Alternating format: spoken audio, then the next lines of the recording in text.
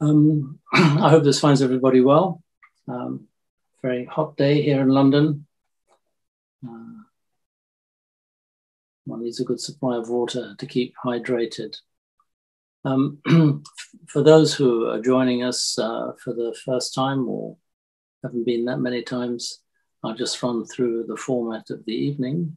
We will do some preliminary chanting. We'll take the 3 refuges and 5 precepts, and then we'll have a period of sitting meditation and possibly a short chant, some reflections and some question and answer. I'd like to say, I think, a few words about the chanting and why it can play a very helpful and supportive role in one's practice. You know, if we look at our lives, we, as lay people, certainly have so many things on our plate to deal with. And that tends to fill what consciousness we have, what awareness we have, and we often get lost in all the demands that lay life makes on us in terms of relationships, friendships, family, job, responsibilities, bills to pay.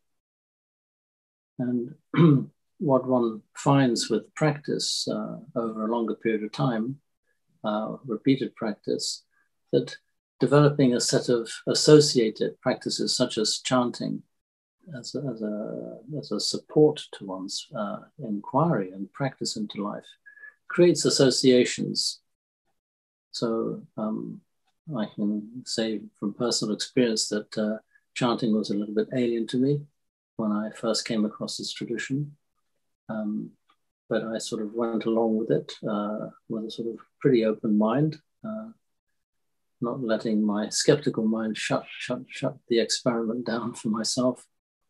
And I have found that when I hear the chanting or chant myself now, because of its exposure and connection to the whole practice of inquiry, of meditation and sitting, it does something. It just promotes, supports a mindset which, as it were, enables and facilitates both a state of calm and state of well-being, and also the sort of whole process of inquiring into moment-by-moment experience. So if you have any reservations, you don't have to chant. It's quite voluntary.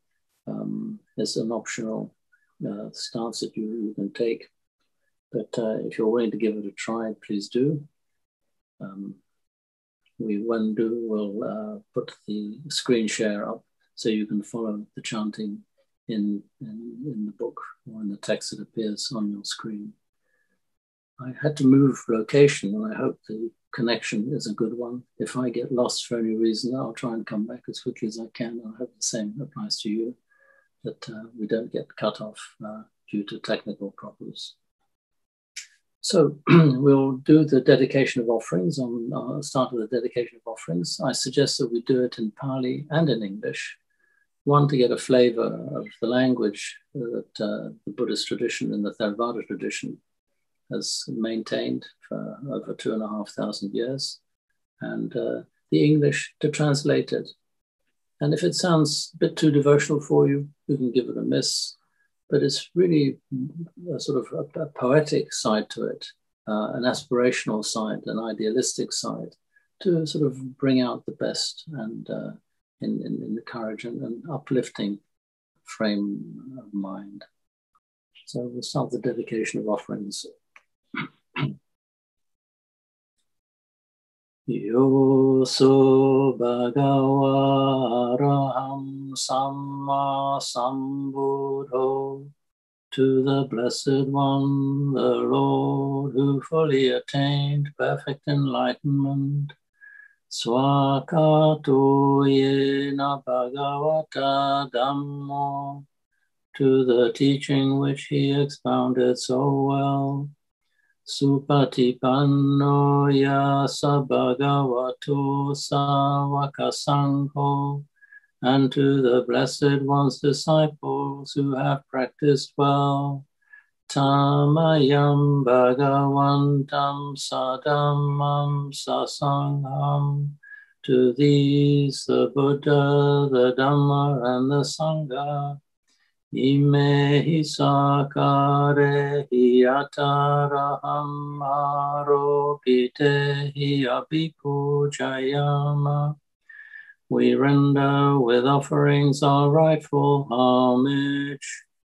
Sadhu no bhante bhagava suchiraparini bhutopi. It is well for us that the Blessed One, having attained liberation, Pachima Janata Nukampa Manasa, still had compassion for later generations. Ime sakare dugatapanna karabhute patiganhatu. May these simple offerings be accepted. Amha kamdi garatam hitaya sukaya, for our long-lasting benefit and for the happiness it gives us.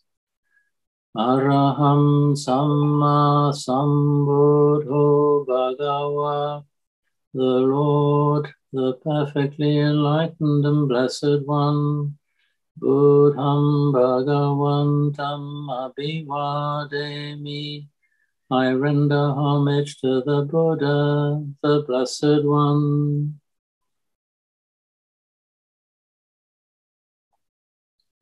Swakato Bhagavata Dhammo, the teaching so completely explained by him. Dhammam Namasami, I bow to the Dhamma.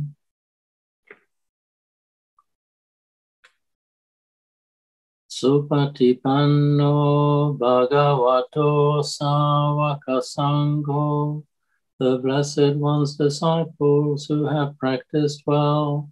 Sangham Namami, I bow to the Sangha.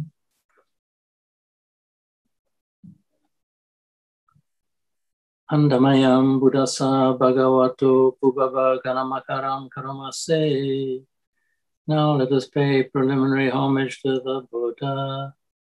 Namo tassa bhagavato arahato samma sambuddhassa. Namo tassa bhagavato arahato samma sambuddhassa. Namo tassa bhagavato arahato samma sambuddhassa. Homage to the blessed, noble, and perfectly enlightened one. Homage to the blessed, noble, and perfectly enlightened one. Homage to the blessed, noble, and perfectly enlightened one. We now go to page 128.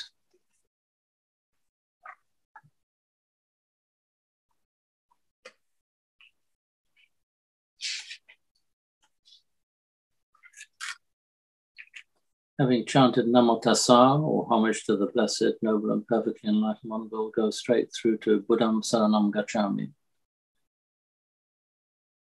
which is taking the refuges, taking refuge in enlightenment, in awakening, in awakened mind. We take refuge in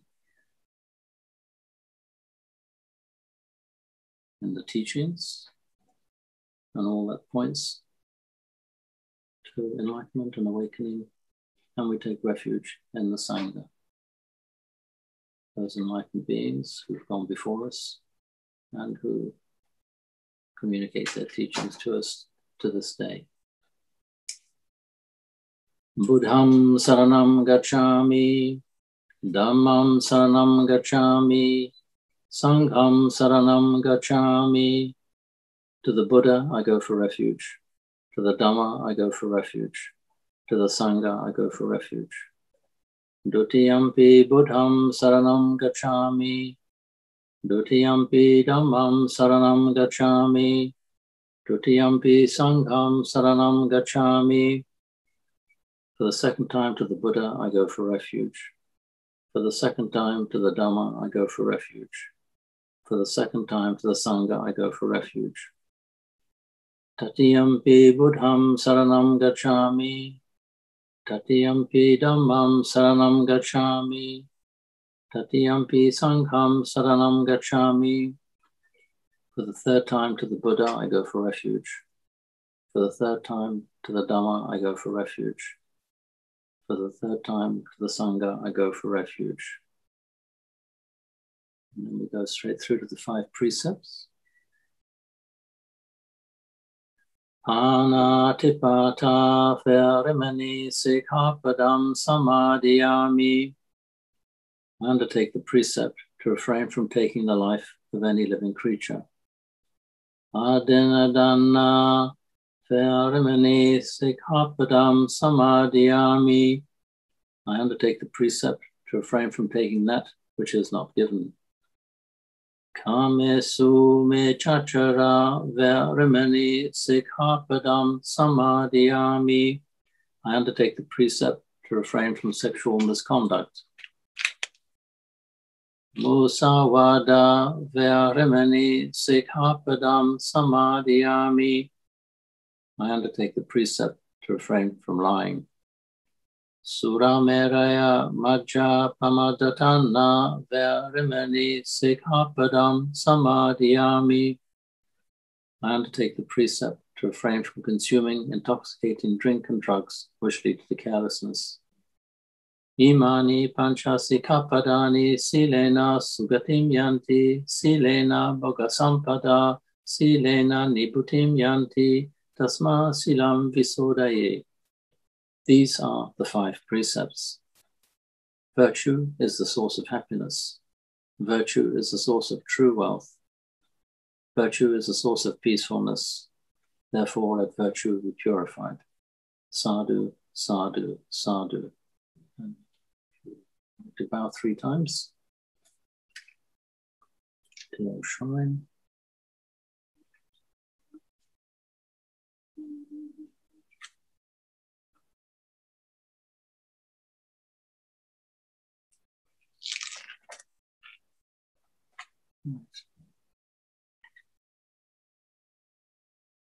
We'll have a bit of silence now. I might just say a few words every now and then. But quite central to our practice, of course, is sitting in silence, just sitting quietly, alert and present to exactly how it is in the present moment. On the level of the body, with the feelings, sensations of the body.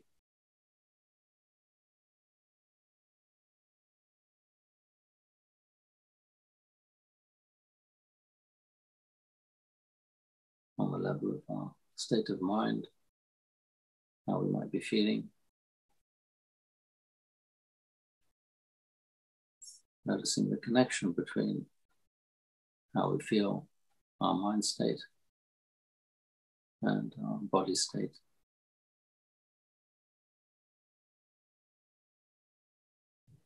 Even when we experience mental anguish, it's felt in the physical form.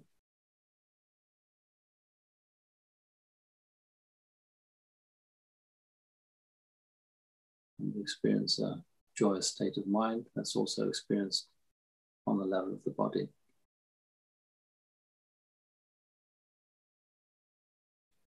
These periods of silence, of meditation or mindfulness practice,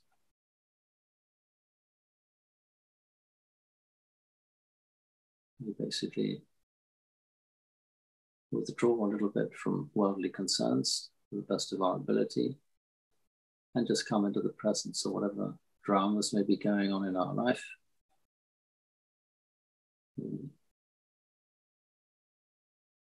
Bring our attention to the body, our breathing, the sensations of the body.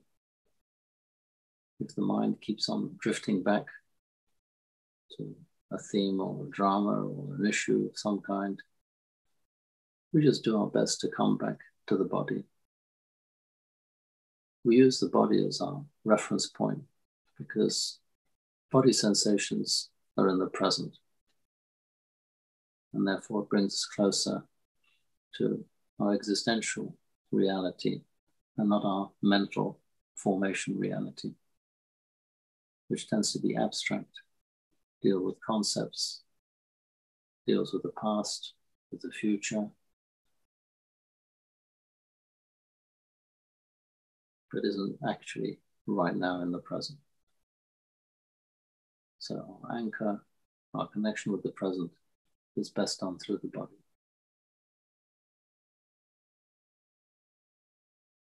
And we find that if we bring our attention to the body,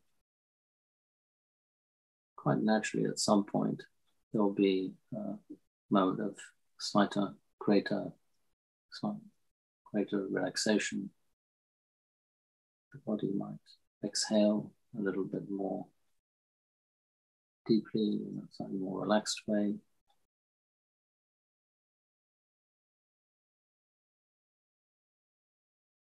And with that out-breath comes a very natural, spontaneous release of some tension.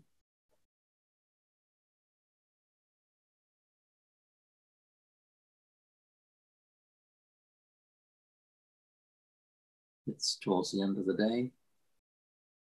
It's inevitable that throughout the course of the day, there is some build-up of tension. It's incremental in the background.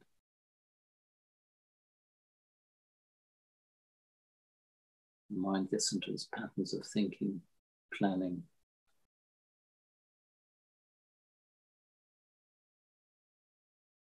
And that generates all sorts of scenarios which elicit some form of tension, which is natural. To deal with the world, we have to be a little bit fired up, have a little bit of energy.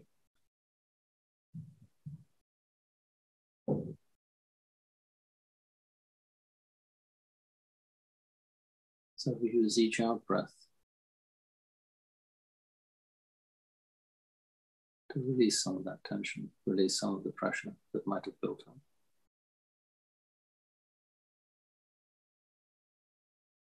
If, on the other hand, you're finding yourself feeling very tired because of the heat, perhaps, maybe you've just found the day exhausting,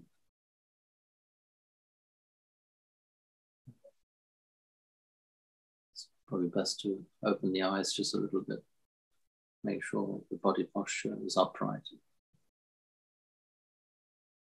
so that you actually are present and don't just drift off into a sleep.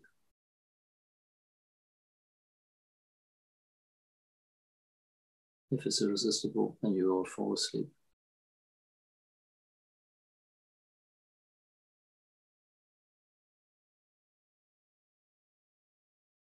Then the bell will wake you up.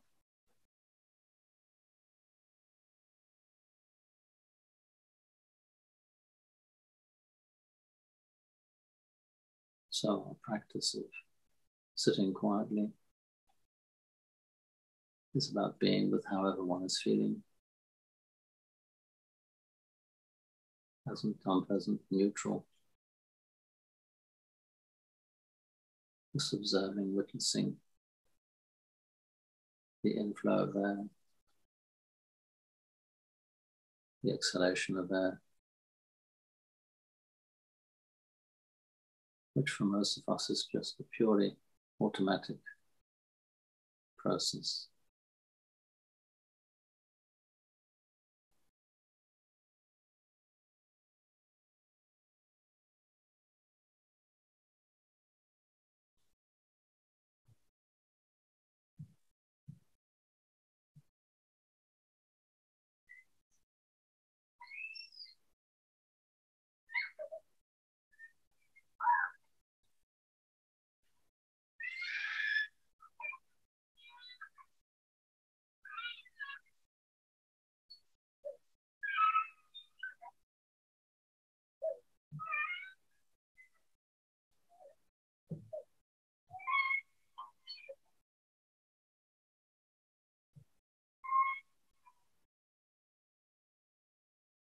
It's always nice to have quiet surroundings for one's practice.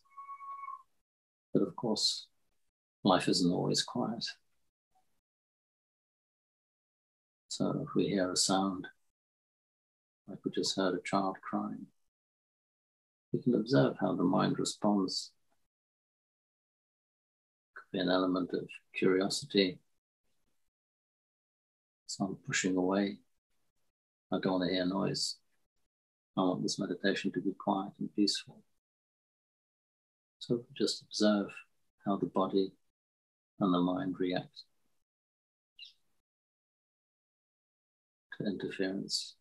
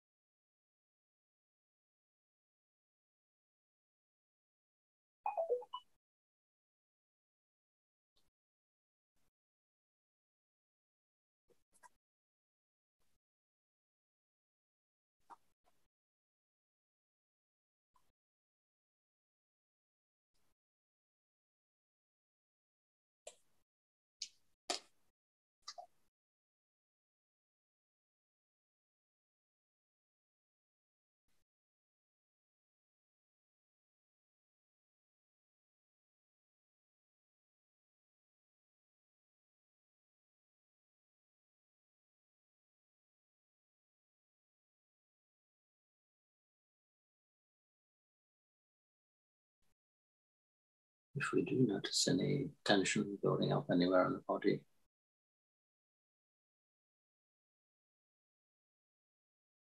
there are several ways of dealing with that. First of all, one notices it, of course. And then one notices how one reacts to the tension or discomfort or pain.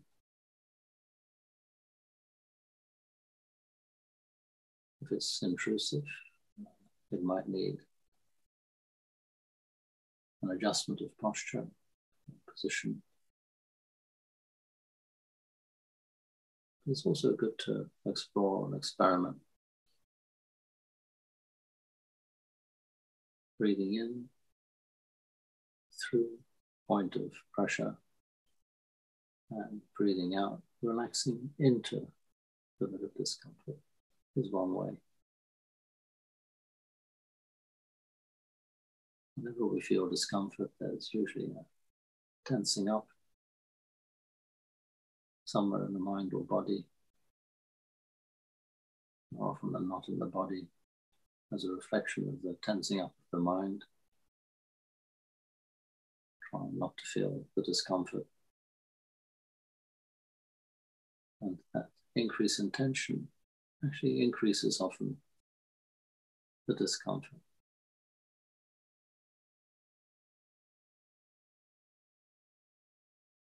So that's one way of breathing out through the tension and relaxing the area that might be tensing up a bit because of the discomfort.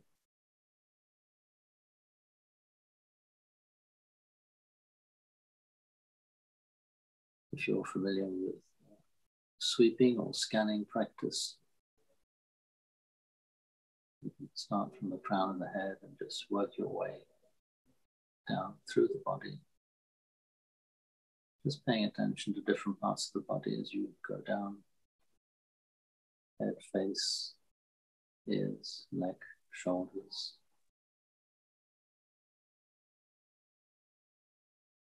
Front of the chest, the back, and the abdomen on the lower back. Noticing the in-breath and out-breath of air and all the sensations associated with it. And working one's way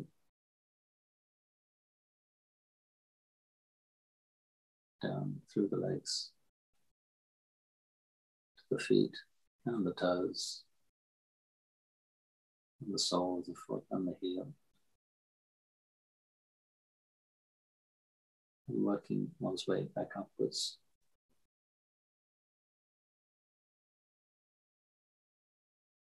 You can use the breath to enable this movement of attention through the body. Going down the body, we move down with the out breath, pause on the in breath. As we exhale, we go further down the body until we get to the bottom of the soles of the feet. And then using the in breath on the upward movement of attention, breathing in, we move up, feet, pause on the out breath. Breathe in on the next section of the body, which might be the calves and the shins. Pause on the out breath. Breathing in, moving through the knees and into the thighs, front and back. Pause on the out breath. Breathing in, track our attention through the seat of our body, groin area up into the lower belly. Pause on the out breath in the belly region. And then breathing in, moving up through the belly to the solar plexus region. Pause on the out breath. Breathe in on the upward movement in the back, between the shoulder blades, so at heart level. Breathing in, we move up from the heart into the upper chest and up the back. Breathing out, we relax and pause. Go to the palms of the hands. Stay there for a little bit, just noticing the amount of energy there is in the palms, the warmth that might be there. And again, breathing in, moving up from the palms to the wrists and upper arms, upper forearm. Breathing out, move the elbows. Breathing in as we move from the elbows to the shoulders. Breathing out, we pause. And just stay in the throat area for a bit, noticing the flow of air on the in-breath and the out-breath.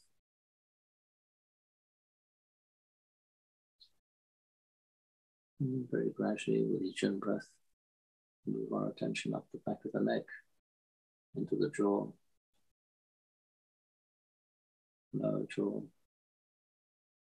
teeth, cheeks, cheekbones, ears,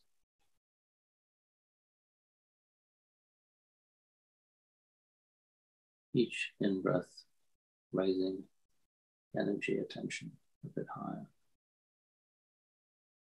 Around the eye sockets, eyebrows, temples, breathing in. Breathing out with pause, breathing in again, going up the forehead.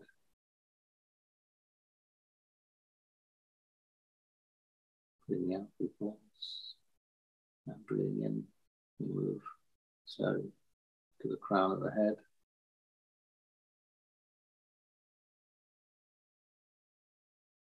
And from that vantage point, just notice the whole of the body, from the crown of the head all the way down to the tips of the toes.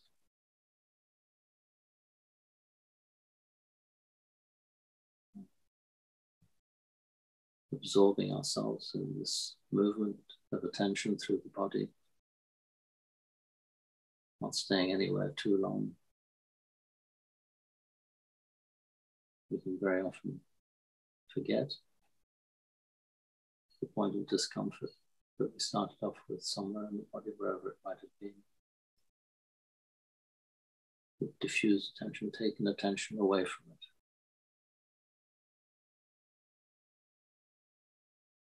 This practice, cultivated on a regular basis, allows one to scan the body, sweep through the body with our attention.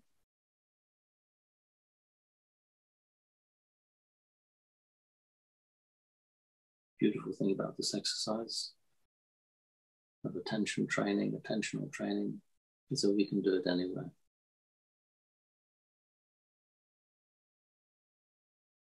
Waiting in a dental surgery or waiting in a waiting room somewhere, just close your eyes and just do a scan.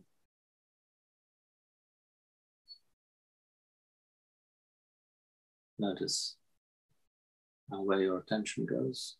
That's where you notice what is happening in that part of the body. If you're traveling by public transport, if you're brave enough to do that, you can let a journey of half an hour, 45 minutes go, pass by very quickly. So training the mind to pay attention methodically, systematically,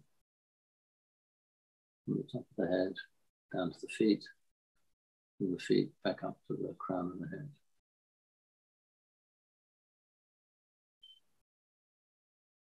An exercise in attentional training, mindfulness.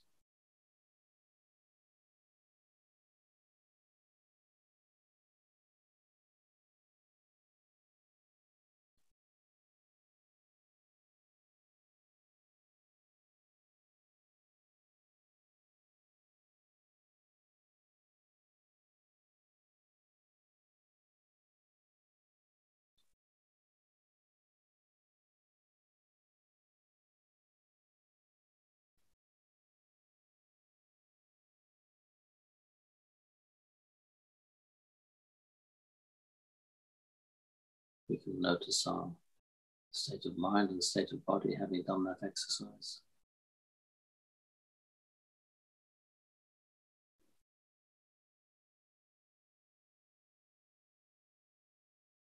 And hopefully we feel peaceful, calmer.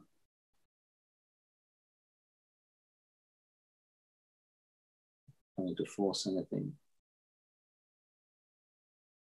The injunction is just to be with the situation just as it is. So we just can say to ourselves that right now it's just like this. Just like this. And relax into a surrender, an acceptance of this moment. It's pleasant, unpleasant, neutral.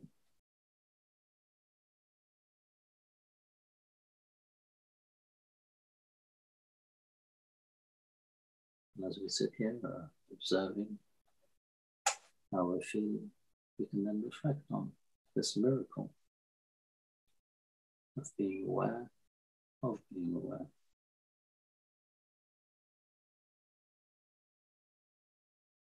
Being aware of being mindful and present.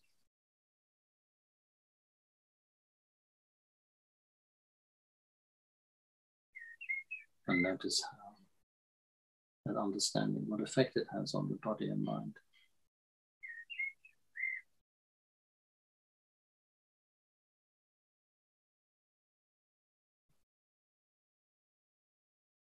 Notice how the body responds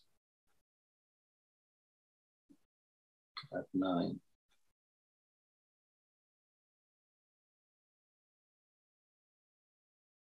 Knowing that we know.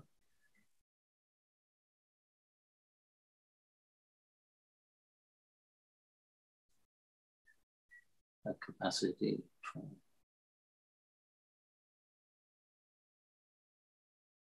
immediate apprehension of the moment just as it is, before the mind starts thinking about it.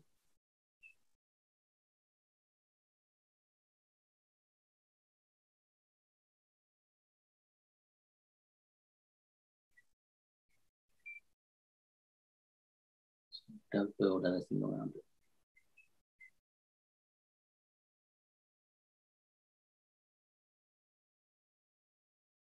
If the mind does start thinking, then you just notice, oh, the mind is thinking, without getting into the storyline.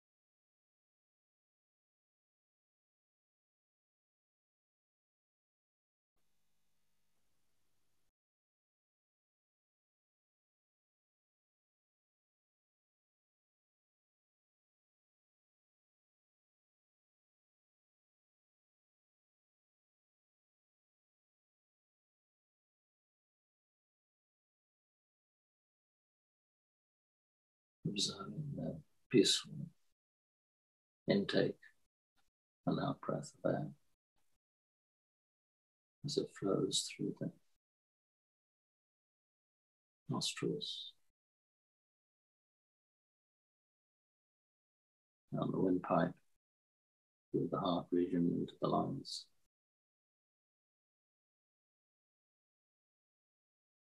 And the quite natural exhalation that follows after the pause.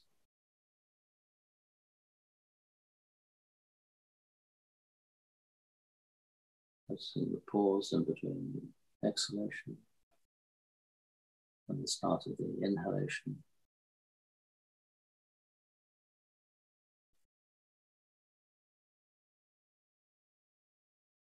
Watching that movement of energy, of coming and going.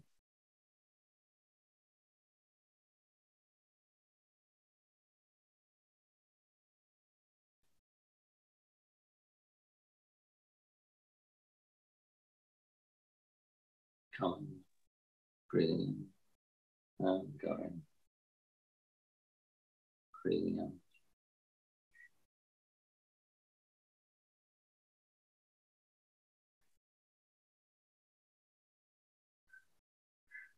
just in following that in and out breath,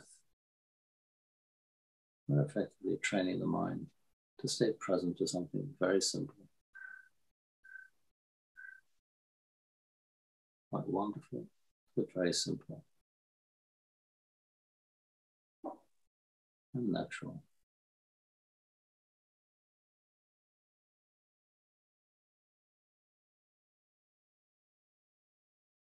Although each breath is very similar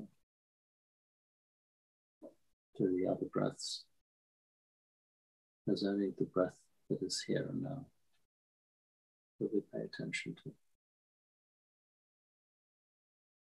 And it's unique and it's special.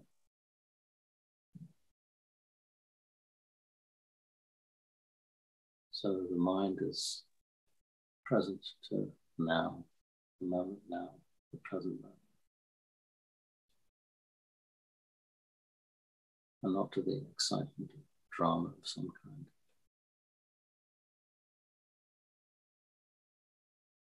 So we're training the mind to be okay when there is very little happening, except something simple, such as the breath.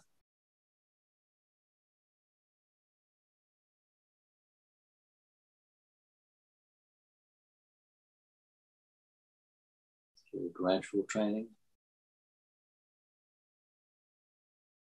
it can't be forced. Repetition allows our expectations to adapt, our mental habit patterns to adapt to the simplicity of the present moment. If we notice any resistance to that,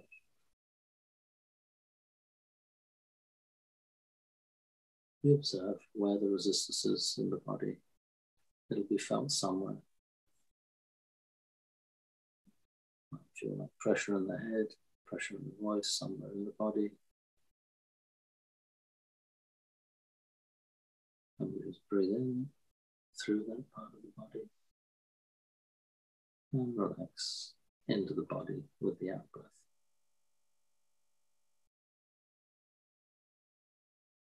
Just accepting this moment as best we can.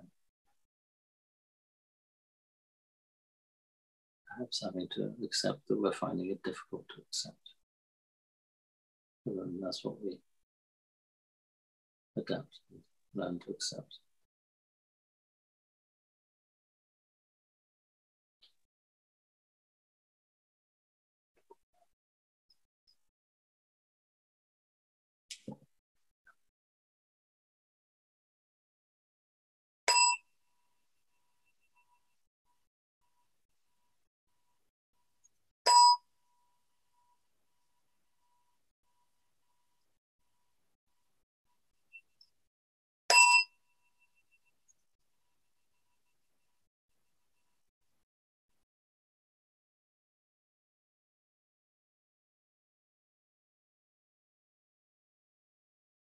And just noticing our perception of the environment we're in as we open our eyes slowly.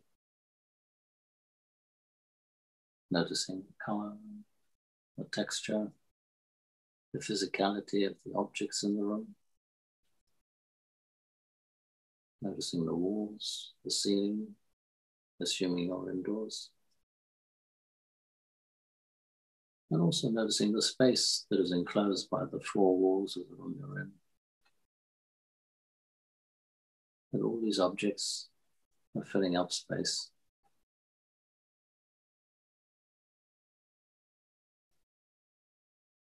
Whether you have the object there or you don't have the object there, the space is always there. A little bit like the mind.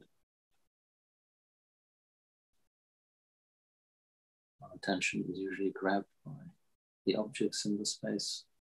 And that's what happens in the world with our mind. We get caught up with the objects of the mind.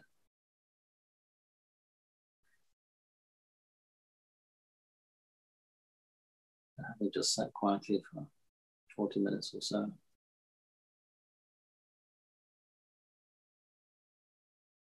we can often see things that we don't normally notice. If the mind has quietened down, And it's just more in witnessing, observing mode, as opposed to thinking, planning, problem solving mode.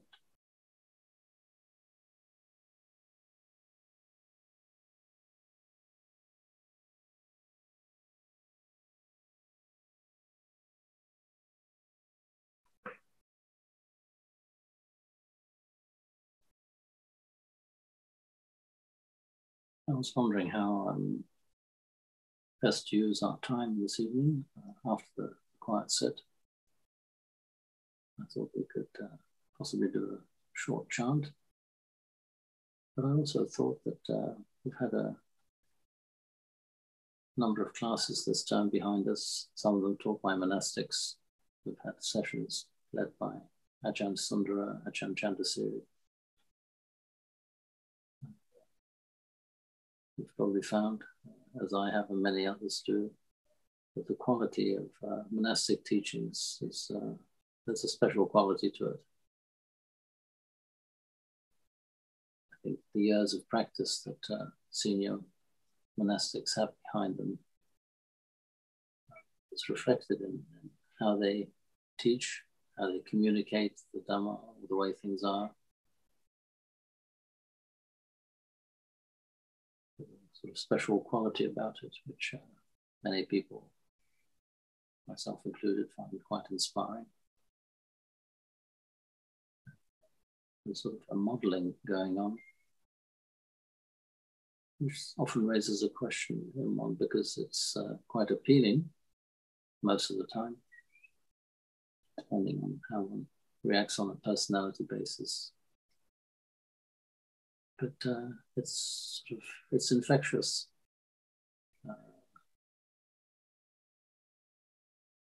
As human beings, we have this capacity to attune ourselves to different states of mind, to other people's thinking, especially if we are exposed to it in a way that is meaningful.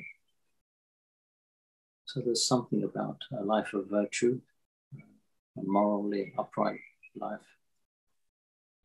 life of renunciation of unnecessary objects, possessions, relinquishment of all sorts of pleasures that the world has to offer.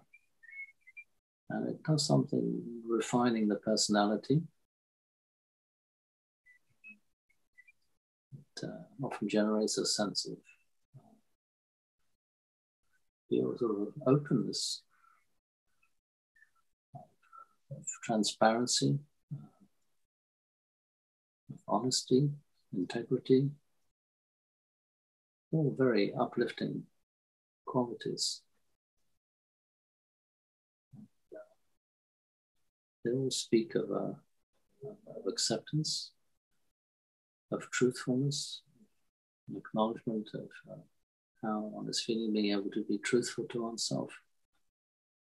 And we find ourselves often trying to emulate them, put that into our own practice. And that is, in a sense, the function of the monastic community, is to explore the sort of quote-unquote spiritual life for themselves. And as they go through the transformative process of refining the drives, the instincts that we all possess, that monastics possess as human beings when they start their journey, that refinement leads to a purity, a sort of uprightness of heart. And what comes through with that uprightness, that sense of transparency, is a sense of genuine, simple, uncomplicated well-being. And most of us, unless we've been very seriously damaged psychologically or emotionally, all long to have a sense of well-being. A well-being not based on gratification of sense desires, but a well-being based on a harmonious integration with the process of life and existence. And what is the secret ingredient that makes it possible? is that when we disengage from worldly pleasures, attractions, we start catching sight of a reality, a formless reality behind the material reality. By the material reality, I mean the materiality of form, of objects, and that includes thoughts as well, mental objects, emotional objects, physical objects. We look for meaning in objects, in things, in situations which give us what we want. But what we come across again and again as we explore and investigate our experience is that whatever, no matter what the thing might be, we look for comfort and security and well-being in, eventually it falls apart, disintegrates, changes its physical form, its constant transmutation of energy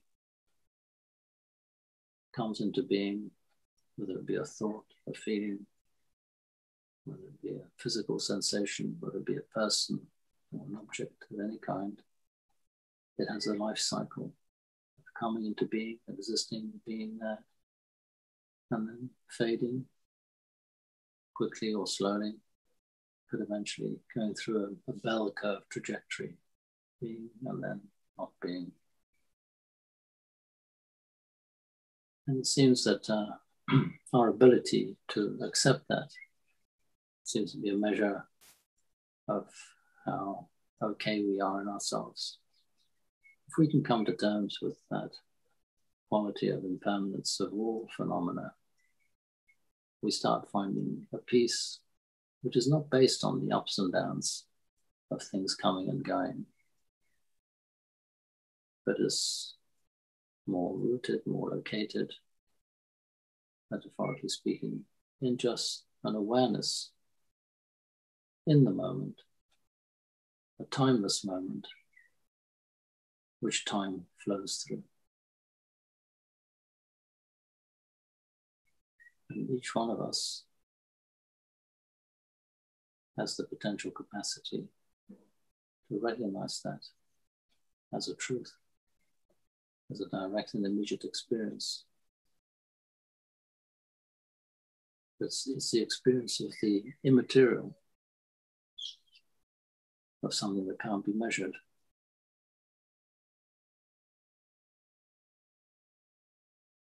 Doesn't have a physical form.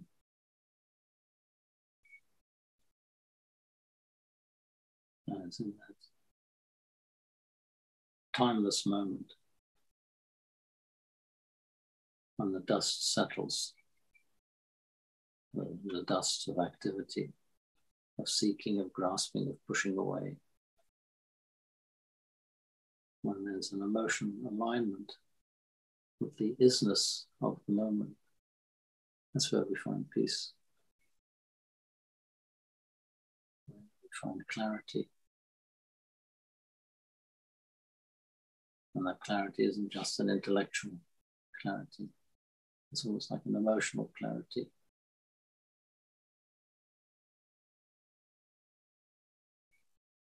And of course, as we're on the path,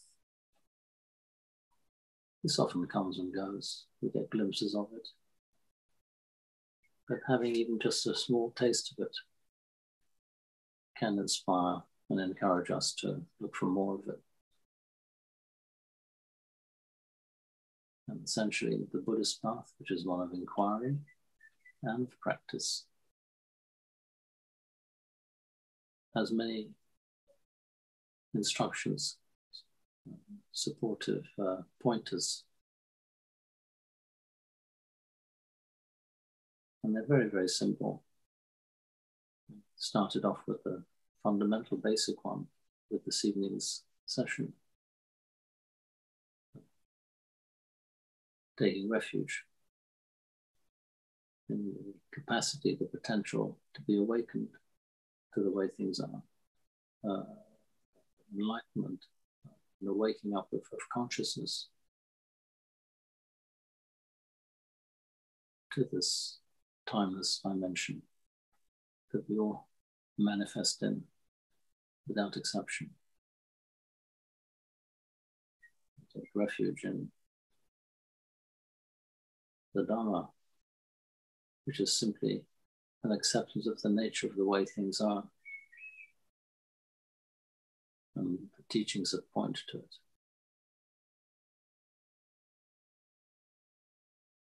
Taking refuge in the community of enlightened beings who point the way, inspire, and instruct. But in everyday life, it's how virtuous, how moral, how upright our life is. And it's just encapsulated in those simple 5 precepts of respect for life, respect for other people. In other words, respect for existence. Not to take life or harm existence, keep it to a minimum. Not taking what isn't given. Great formulation. In the Western tradition, it's don't steal. But, it's presented a bit more subtly, I think, in the Buddhist tradition. Don't take what's not given. Makes one respectful of what we receive and what belongs to other people. The sexual drive is a very strong one. Makes one very possessive. Generates craving at the expense of others, as we witness in our society. Sexual exploitation of one form or another of minors. The unrestrained proliferation of pornography, all designed to stimulate, arouse, and cloud the mind, essentially. So, learning how to treat people with respect in relationships as whole beings, not just as physical objects. Being truthful, learning how to use one's speech in a way that is sensitive to truth and to the sensibilities of others. And of course, keeping the mind clear, not indulging in alcohol or mind-altering drugs, which distort perception and can trigger off all sorts of desires, cravings, actions, and words, which we then end up regretting in one way or another because of the harm they cause. It just starts with the simple, everyday interactions we have with ourselves and with others.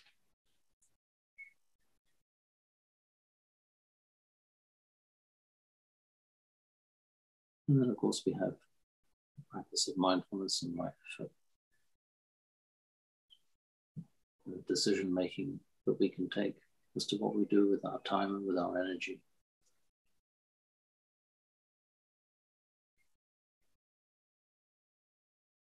And waking up to the cause and effect of life, the consequences of the decisions that we take or make, and accepting those as part of the package. And it's the learning curve. We don't know all the answers straight away. We find these things out often by trial and error. So having forgiveness for oneself, not to let oneself off the hook, but just to say to oneself, oh, I've learned a painful lesson here. Let me do my best to avoid repeating the same mistake. And often we find that we do repeat that mistake just through the sheer depth of the habit or the pattern or the conditions that give rise to it. But what this whole path of practice recognizes is that with persistence, with perseverance, with determination, we can change. We can change. We can change so radically. All we have to do is just create conditions which are supportive to a practice, which allow that which is always present to become very obvious to us. So I think I've said enough for the time being. I'd like to very much open up to any questions or any points that any of you may wish to make. Any thoughts, any reflections? It may be on the topic, what I've just been speaking about. You may wish to come back to some themes that may be catching your attention or being with you from previous classes, previous teachers. And we'll see what comes up in response. Can't promise to know all the answers, I don't. But we can explore them together. So hopefully you've all been unmuted by Wendy. If you would like to say something, just feel free to speak. And I always like to stress how important it is to feel free to share a question or a thought, because it helps other people as well, not only for oneself. But pursuing a question, one is probably helping answer or addressing a question that other people will also find relevant. Unfortunately, these classes, especially on Zoom, can be a bit impersonal. But it's nice to remember that we're all in the same boat of existence. We're trying to find a way of living that leads to greater states of well-being. So do feel free to speak. Hopefully we can be on gallery view and see the person who's asking the question and interact with them as well. So I leave the floor open to you. So Wendy, if you could unmute people, and people can unmute themselves. Go to gallery view if it's working. Yep. I have to say, it does feel very strange talking for so long, almost to oneself. I hope what I've said has made some sense. That's why I invite a bit of feedback.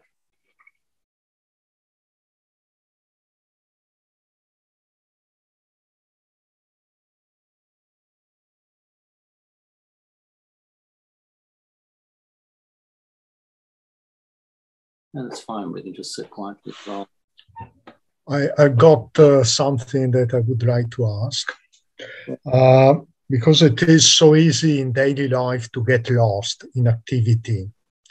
Do you have any suggestions to help us bring ourselves back to where we are? Well, there are probably lots of little tricks one can use. I think one of the greatest lists of things that one can use, I think were produced by Thich Nhat Hanh. He's got a book about mindfulness practice, and he'll use anything. He'll use a telephone ringing, a red traffic light, just the ordinary things of life where suddenly our attention is brought to a stop for one reason or other, potentially, and to use that just to stop, pause, reflect. Essentially, it's our awareness. When we notice that we're getting caught up, then the alarm bells can start ringing. And that sensitivity to what we're doing with our time or with our attention increases with practice. The more we notice what we're doing, the more we notice that we're either wasting time or getting lost in trains of thought. But of course, it's good to have break points, rest points during the day, or pause points rather. We would call them a rest point.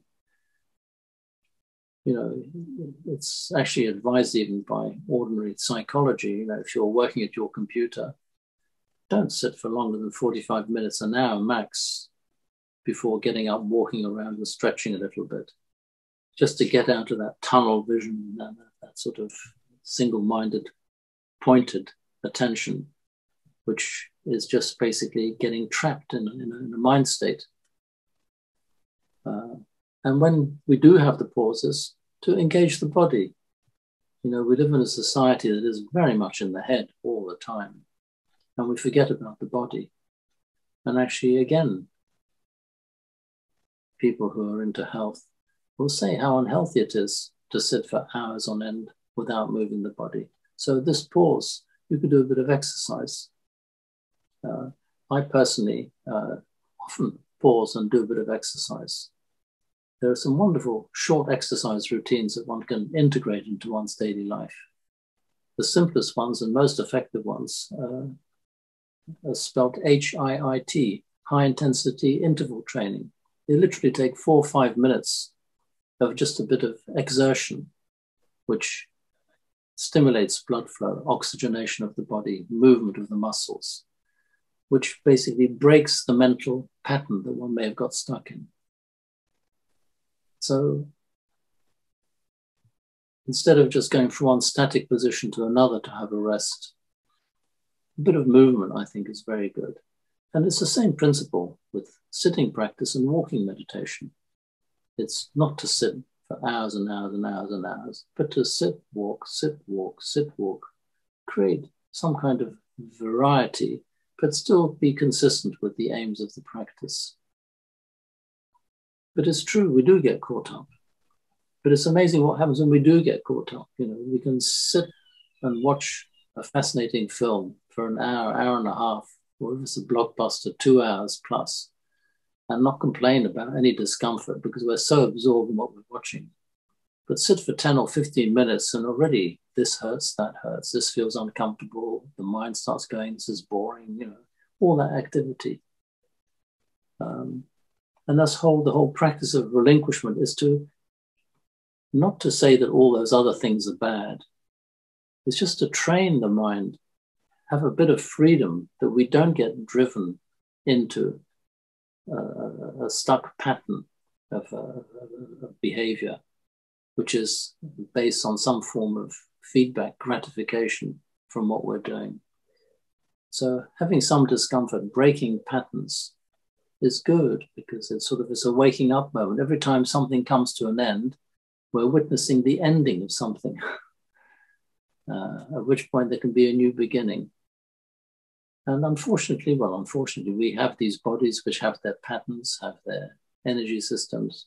And what we're working with is a massive habitual patterns which we want to be present to, but not limited by. I haven't offered you many techniques, but one of them is just to simply stop. You can set an alarm clock. You know, there are all sorts of apps which you can now have on these super smart watches, or you can have on your computer, which just gives you a bell every 45 minutes perhaps. And when the bell goes, make it 3 bells or 2 bells. Stop and just listen to the bell. And just like in walking meditation, when we come to the end of the walking path, we come to a stop and just notice. And even as we're walking, we can sometimes notice that we get completely lost somewhere. The moment we recognize that our mind has got lost in some journey to another continent or to a meal or some fantasy or other, stop, pause, take a breath, come back into the present. And the proof is in the pudding. You've got to do it. But everybody who's done it and practiced comes back with the same message. It works. We can change. We can do it. But it's a journey which requires some commitment. If our lives are happy and we're content with what we've got, we won't find the incentive. So it's actually paradoxically suffering or discomfort or the unsatisfactoriness of life that makes us look. It's often a big, big driver. But then if we get hooked on the right feedback, which is the sense of well-being that comes from this practice of both relinquishing and committing, then we create a virtuous cycle, where the feedback we get encourages us to do more. And then, like with any journey in life, there are wonderful ups, and at some point they crash, at which point we've got a new starting point to reflect on and then re-engage. So thank you for your question. I don't know if that answers it or goes some way, hopefully. Thank you. Thank you. But it's nice to hear your voice, except not just hear my voice.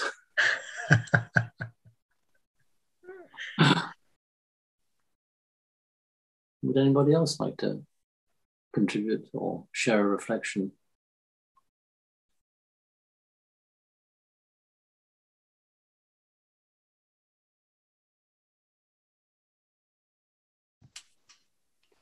Nick, hi, it's Will. Hi, everyone. Oh, hello, Will. Hi. Just following up on what Mariano was saying there, actually. Something you spoke about, I think probably a couple of months ago now, was about, I think it was Korean Zen, where they just have that question, what is it, as a way of stopping. And I was sort of playing around with that. And I think quite initially it sort of focused me, but it sort of now brings everything into question, like sort of not taking any certainty from anything. I found that quite a useful technique recently. It's very interesting because effectively what it's using what has been traditionally classified as a hindrance actually as a tool, because doubt, of course, is one of the hindrances. Why am I doing this? But there's a negative take on it, which is we stop doing it because we don't see the point, or basically the skeptical mind says, what's the point? Why do this? What's this guy going on about? Or what's this woman going about? What are they, let me just go and do something sensible, like watch a box set or read the newspaper or do something that has some practical outcome. But what they've done in the Zen tradition is use this questioning to undermine all the assumptions that we have in the way that you've described. And that makes us very, it's a very powerful practice, because of course it can undermine things that we actually rely on for our sense of general well-being.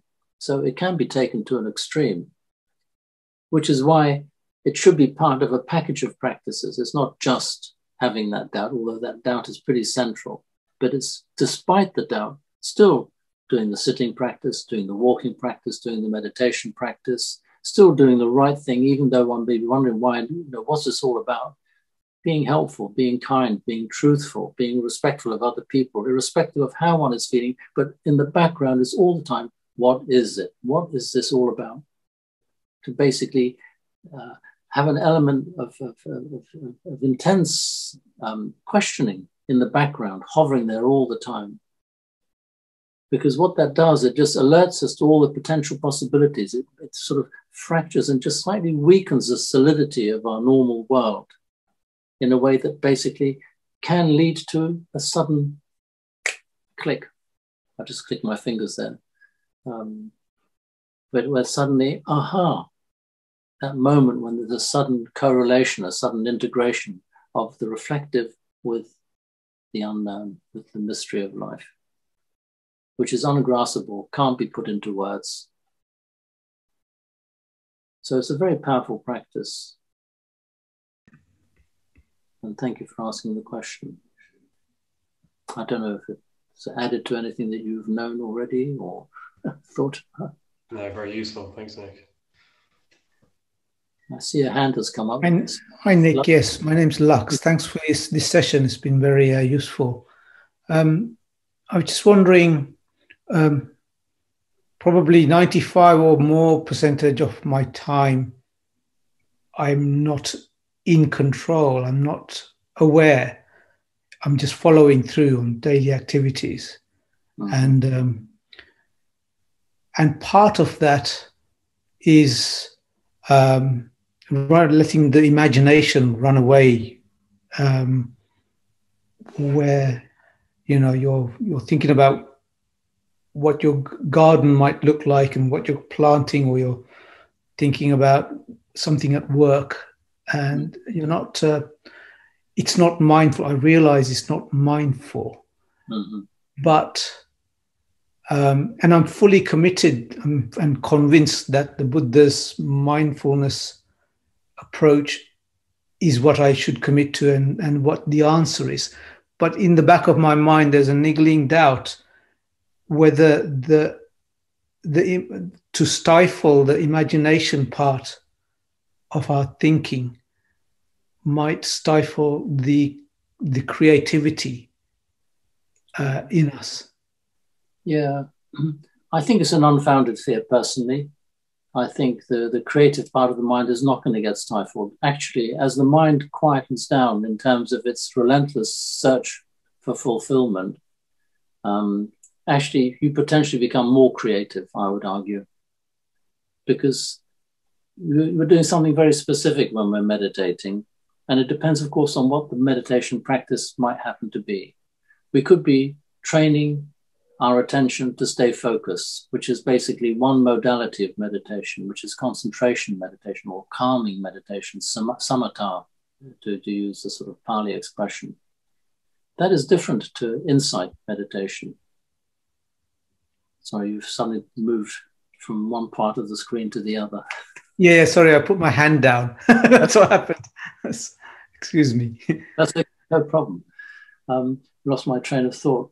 No, because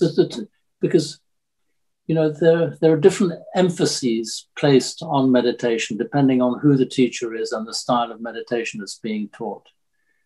And it starts off usually by very basic observation of the breath or something very physical, something very simple, basically to help the mind, train the mind to stay with an object for a certain length of time without being distracted.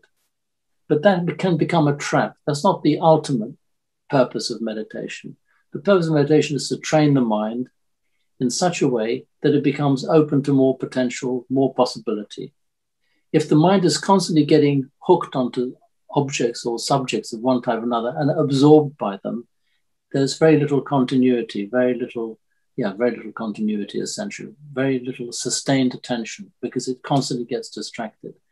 After one gets to a certain point of practice, one starts discovering there's something behind this practice of even trying to meditate on something like the breath. And at that point, personally, I found that my practice has shifted. It took me a long while to wake up to this, that it didn't matter if my mind wandered away, as long as I was fully aware and conscious that my mind was wandering. The emphasis became focused more on being aware of being aware.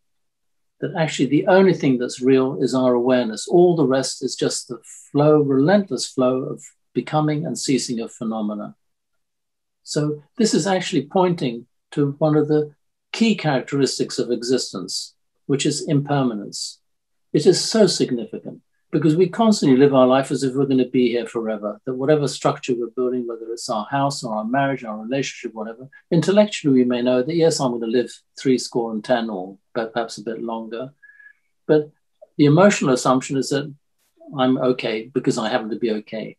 We don't recognize the incremental change that's taking place all the time, which eventually gets us to the stage of life where I'm at, when you suddenly realize, well, actually, I've only got 10, 15 years if I'm lucky. I could go anytime, but I'm at a stage of life where I don't have that momentum of youth and optimism and the sort of sense that I'm timeless.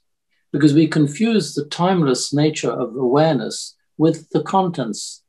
So you hear people my age and older saying, I don't feel old at all. It's just my body. It's not doing X, Y, and Z. But actually, I feel quite timeless. I feel quite young at spirit. It's just my body.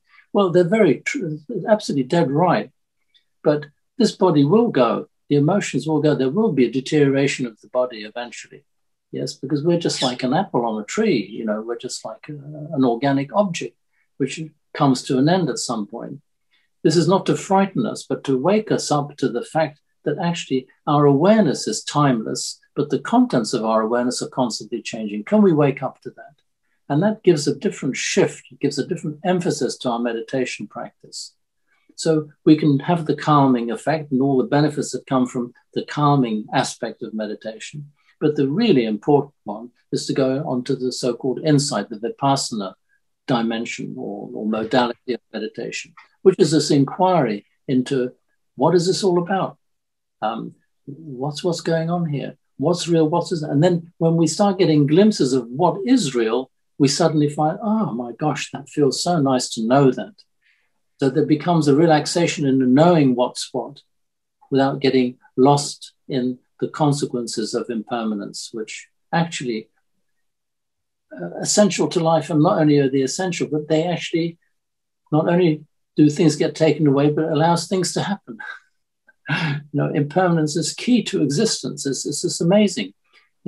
We hate the things that we like being destroyed by time and by impermanence, but actually getting things destroyed allows things to come into being that we actually do want.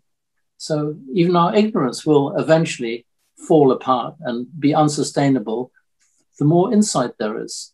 And with that insight comes a sense of well-being, which is based on the way things are and not how we want them to be. That's the key message. Thank you. Yeah. Yeah. I do wonder whether it's possible to be aware of your mind wandering, to mindfully let your mind wander. Well, you can let it. It will wander. The mind is natural for the mind to wander. But you can be aware of it and you hold that awareness, or you hold that wandering mind in awareness. Oh, so that's where the mind's going. Right. Isn't that a contradiction? It's a paradox. And all paradoxes are essentially a contradiction on one level. Because it's not just about rationality. It's about this paradox that we can be aware of what's happening. It's a question of what we do once we know what's happening. And and we have some agency in that. And it's discovering, because the present is the product of the past, but in the present moment, we actually do have some decisions that we can take. We do have some agency in the present. Even though the present is the product of the past, is the result of the past, we do have that window where we can decide to do one thing or another.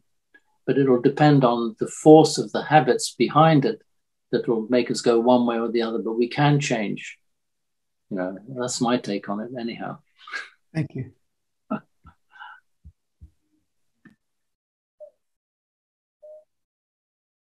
Would anybody else like to make any observation or?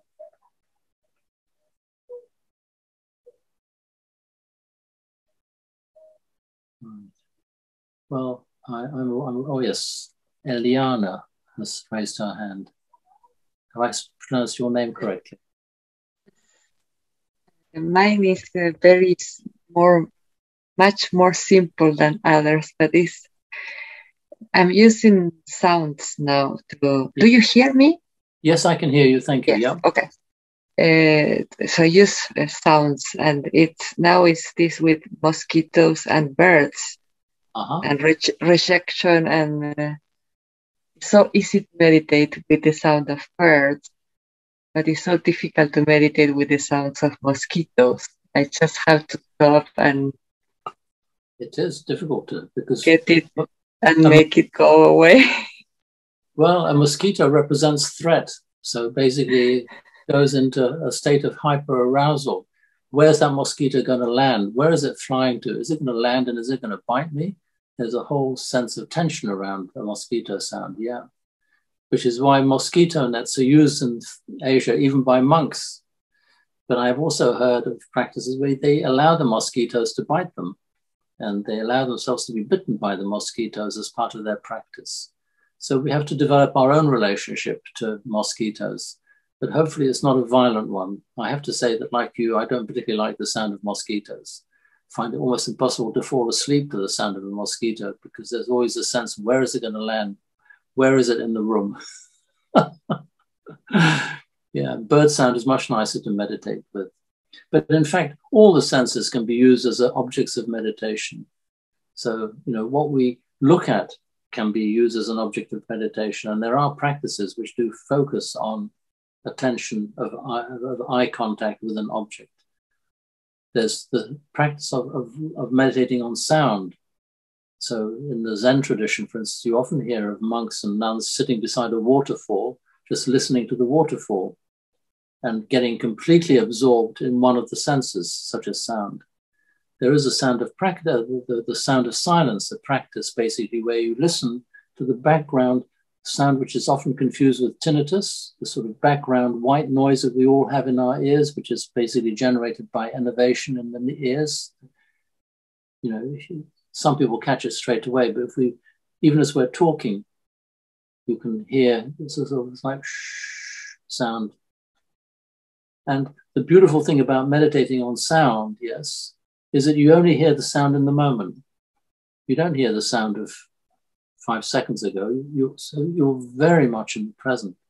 And Ajahn Sumedho, one of the key teachers at Amaravati, set up Amaravati actually, teaches this practice of meditating on the sound of silence.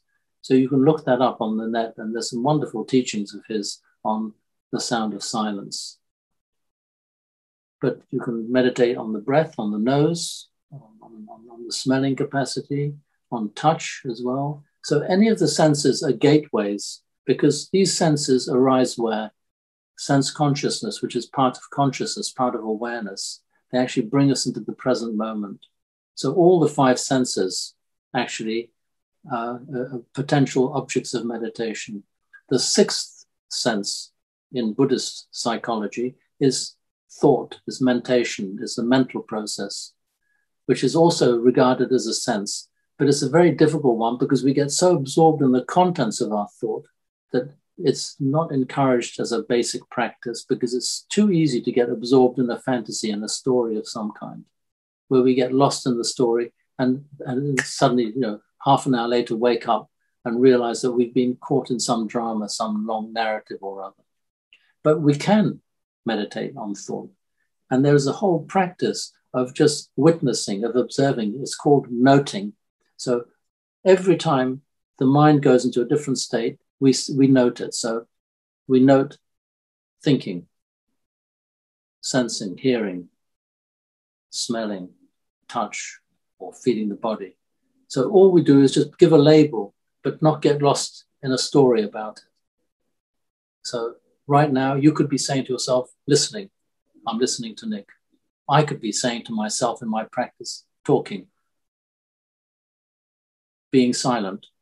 It's just like a running commentary, which basically objectifies the process that one happens to be in at that given moment. If a feeling comes up, a strong emotion comes up, anger or impatience, just labeling every state that is arising in consciousness to create that distance, to objectify this process, to go one remove, to go into this witnessing role. It's a very powerful practice. And if sustained consistently, guaranteed to give results, because it objectifies all of our experience. At the same time, you don't want to develop a psychological state of dissociation, yes, which can be a temptation for some people who have an inclination in that direction. So again, it depends on the personality type that you happen to be. But trial and error, finding things out for oneself, is really worthwhile, to find a practice that works for you. And don't expect that practice to last forever, because life is an experiment. At the same time, don't give up too soon either. So I hope that goes some way to answering your point, but thank you. Right, I'm aware of time. We've come to the end of our class.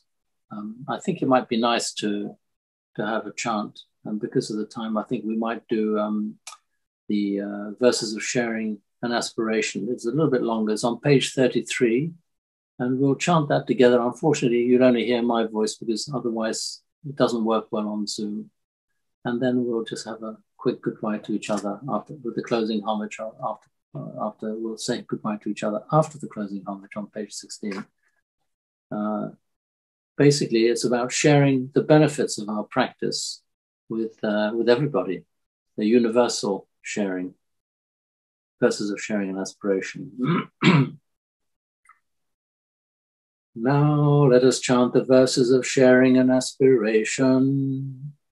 Through the goodness that arises from my practice, may my spiritual teachers and guides of great virtue, my mother, my father, and my relatives, the sun and the moon, and all virtuous leaders of the world, may the highest gods and evil forces, celestial beings, guardian spirits of the earth, and the Lord of death, may those who are friendly, indifferent, or hostile, may all beings receive the blessings of my life.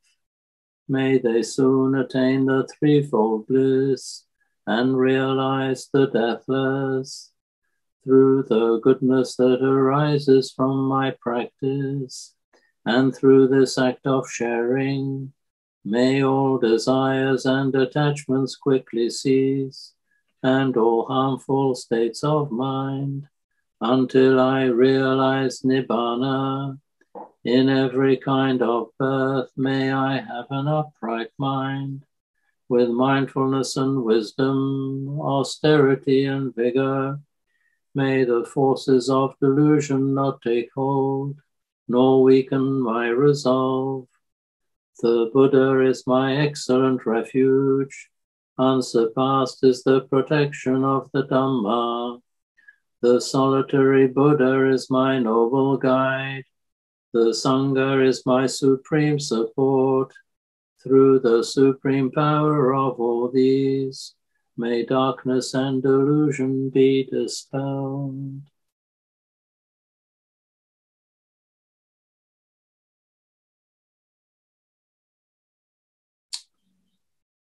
Yeah, very uplifting chant that.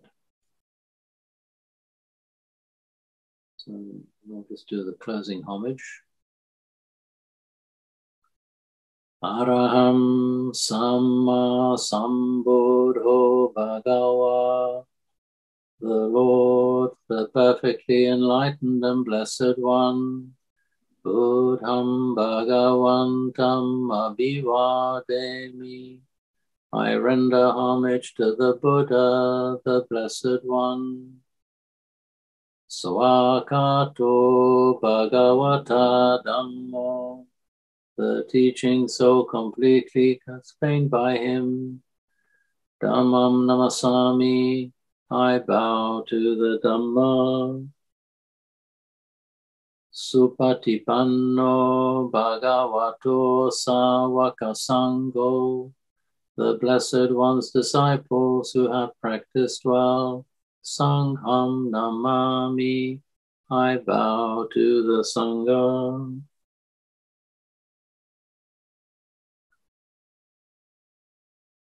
Right, friends, that brings our evening to a close. Lovely to see you all. Next week, it's Ajahn Sundara. So we have a monastic teaching next week. In fact, it's 2 weeks. Next week and the week after, then I believe it's Ajahn Chandasiri teaching, and then it's going to be Martin who's going to be teaching the last class of this term. Then we have a summer break. So we have a few more sessions ahead.